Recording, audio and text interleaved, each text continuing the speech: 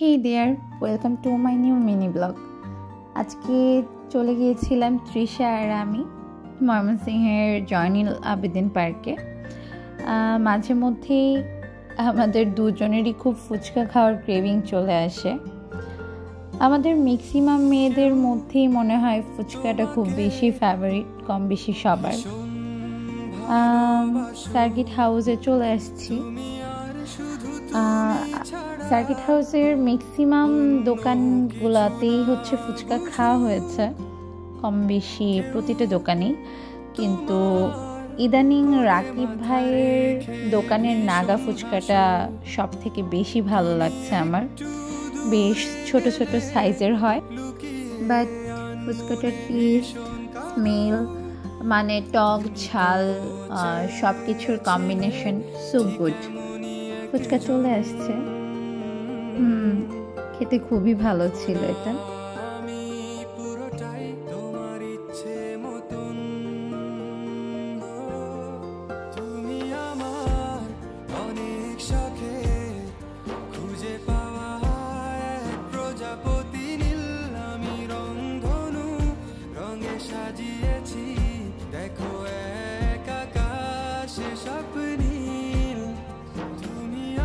দেন পার্কটা ঘুরে দেখছিলাম, হঠাৎ করে চোখে পড়লো ভার্সিটির কিছু স্টুডেন্টরা মিলে একটা স্টল দিয়েছে মজিতো, মকটেল এগুলো। ওদের মধ্যে একজন আমার খুব পরিচিত ছিল, তো বলছিল আপু একটু ট্রাই করে যান।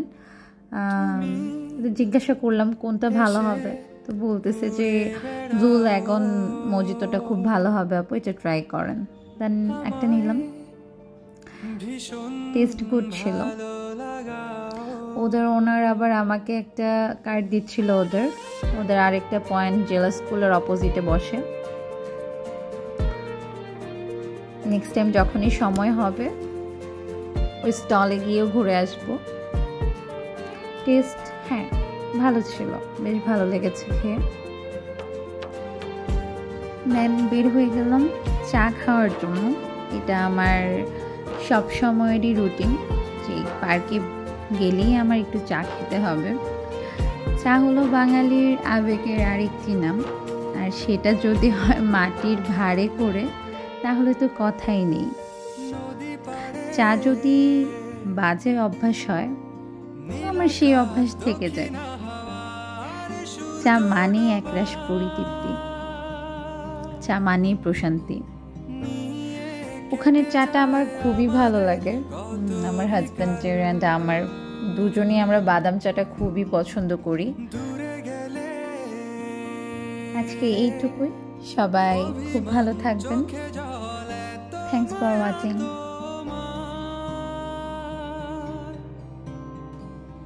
আমাকে বারে বার জিজ্ঞেস করে তুমি আসবে কি কাল।